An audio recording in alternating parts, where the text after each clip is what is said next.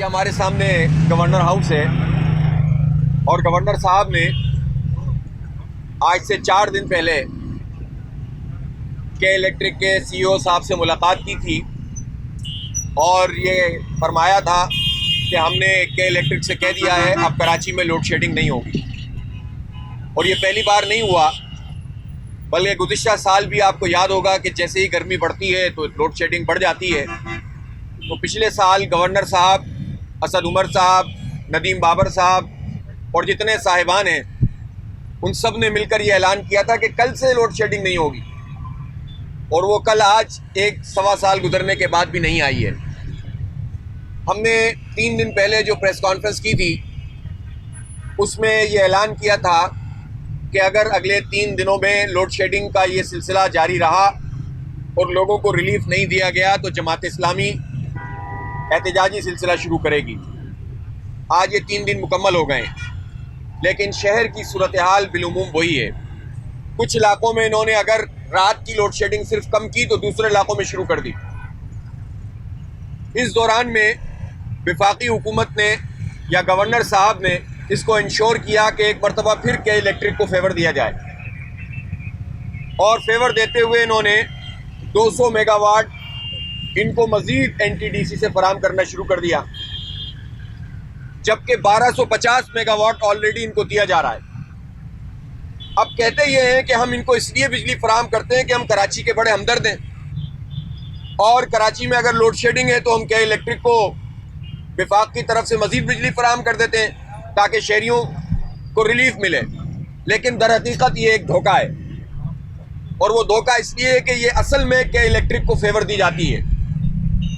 मैं गवर्नर साहब से ये पूछना चाहता हूँ कि वो हमें बताएं कि इस वक्त जो के इलेक्ट्रिक के पास प्लांट मौजूद हैं उनमें से कितने प्लांट ऑपरेशन में हैं।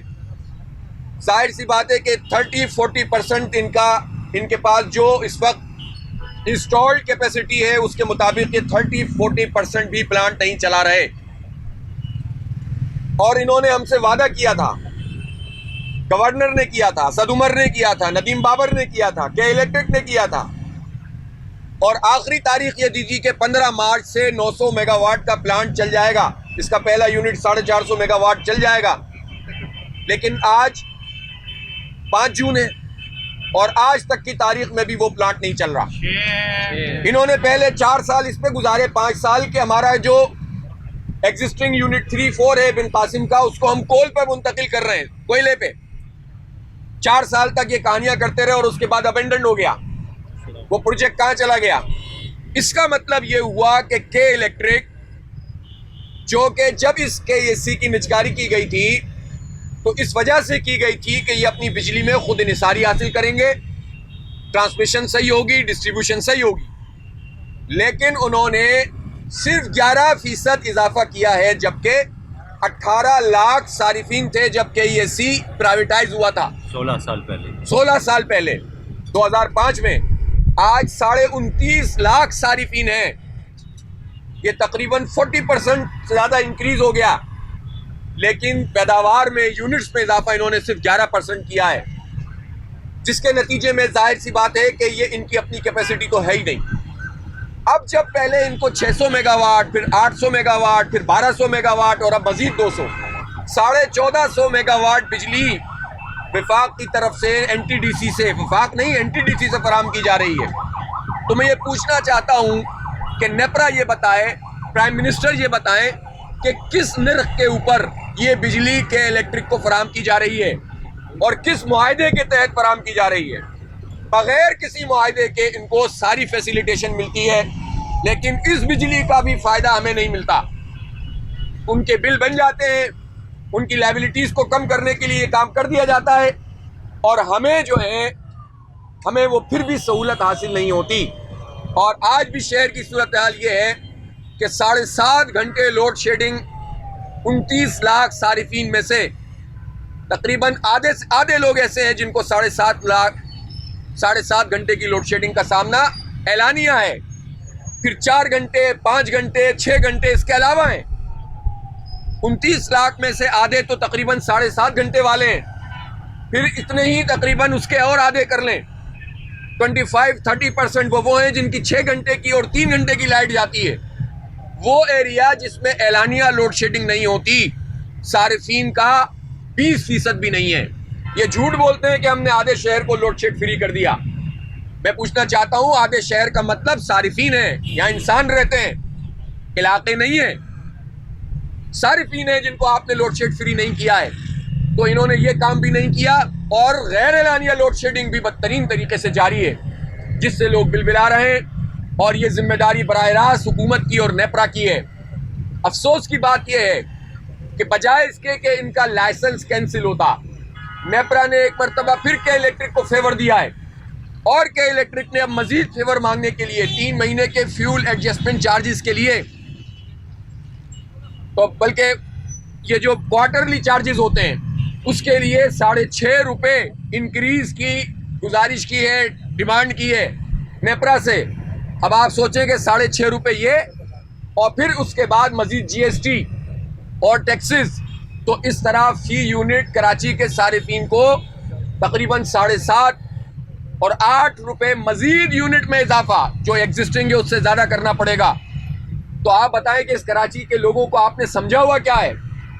6.5 मांगा है, 5.5 दे देंगे, जिस तरह हमेशा प्रैक्टिस होती है, हेयरिंग होती है, हम सब जाते हैं, हाजी नाजिम साहब जाते हैं, हम जाते हैं, वहाँ बिल्कुल एक तरफा तौर पर लोग के इलेक्ट्रिक के खिलाफ बात करते हैं। नेपरा वाले भी बड़ी मीठी मीठी बातें करते हैं, अपनी पुरानी रिपोर्ट्स का हवाला देते हैं, लेकिन फेवर के इलेक्ट्रिक को ही दिया जाता है।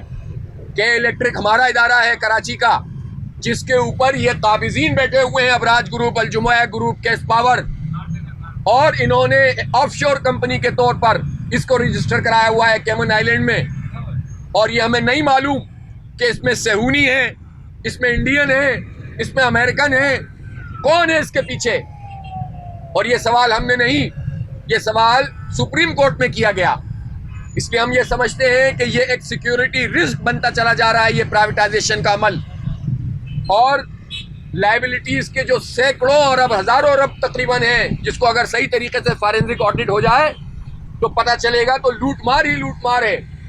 तो ये फॉरेंसिक ऑडिट होगा तो ये चारों जमातें जिनकी हुकूमत है और रही है, जिसमें PTI है, जिसमें नून लीग है, जिसमें पीपल्स पार्टी है और जिसमें MQM है, ये सब लोग इसकी प्राइवेटाइजेशन में भी शामिल रहे हैं, दोबारा बेचने में भी शामिल रहे हैं, इनकी रिकवरी अफसर अस्करी विंग के लोग रहे हैं, और आज भी ये पार्टियां के इलेक्ट्रिक की इंतजामिया को सपोर्ट कर रही हैं। इसीलिए आप देखें शहर में के इलेक्ट्रिक के खिलाफ जिनके पास मैंडेट है वो कुछ नहीं करते, बल्कि उनको सपोर्ट करने के इक़दाम करते हैं। इन तमाम चीज़ों के हवाले से हम ये समझते हैं कि जमात इस्लामी, जिसने अव्वल रोज़ से के इलेक्ट्रिक को बेनकाब किया है और सिविल सोसाइटी के साथ मिलकर हमने चीज़ों को कौम के सामने पेश किया है, अदालतों में गए, हम पीछे नहीं हट सकते। लिहाजा मंडे से, पीर से एहतजाज का, हम धरनों का सिलसिला शुरू कर रहे हैं और शहर के मुख्तलिफ इलाकों में हम धरने देंगे। कराची के लोगों को साथ मिलाकर इन सारे लोगों को एक्सपोज करेंगे जो इस कातिल माफिया के साथ, इस माशी दहशत गर्दी करने वाली माफिया के साथ खड़े हुए हैं, और अपने हक के लिए आवाज़ बुलंद करेंगे। और हफ्ते को अगले जो सैटरडे आ रहा है, जो 13 तारीख, आज 5 है, तो 12 तारीख को इंशाल्लाह हम के इलेक्ट्रिक के हेड ऑफिस का घेराव करेंगे और हम वहाँ बैठेंगे और फिर हम ये सवाल गवर्नर से भी करेंगे, वफाकी हुकूमत से भी और पीपल्स पार्टी से भी करेंगे। पीपल्स पार्टी अपने आप को बचाने की कोशिश करती है और ये कहते हैं कि ये तो विफाक का सब्जेक्ट है, लेकिन आप भी विफाक में रहे हैं, आपने भी के इलेक्ट्रिक को फेवर पहुँचाया है, आपने भी अपने दौरे हुकूमत में 50 अरब रुपए की लाइबिलिटी अवाम की जेबों के टैक्सों से जो है वो माफ़ कर दी थी के इलेक्ट्रिक को, और यही काम आप PTI करने जा रही है। इसलिए हम ये सवाल करने में हक बजानिब है कि जब इतना ज़बरदस्त तरीके से लूट मार का बाजार के इलेक्ट्रिक ने गर्म किया हुआ है, तो इसका लाइसेंस कैंसिल क्यों नहीं होता? ये प्राइवेटाइजेशन का जो अमल खुद गलत था और अब मज़ीद गलत होता चला जा रहा है, इसको रोका क्यों नहीं जाता? इसको कौमी तहवील में लेकर कंपटीशन क्यों नहीं पैदा किया जाता? हर हुकूमत का आदमी कहता है कि कई कंपनियां होनी चाहिए, तो आपके कहने से कंपनियां नहीं आएंगी, आपके अमल से कंपनियां आएंगी। आप 51% शेयर इसके गवर्नमेंट के पास रखें और उसके बाद बकिया शेयर्स के लिए ट्रांसमिशन, जनरेशन और डिस्ट्रीब्यूशन के लिए कंपनियों को इनवाइट करें। और फिर एक स्टेक होल्डर की कमेटी इसकी मॉनिटरिंग करे, तब ये मसला हल होगा।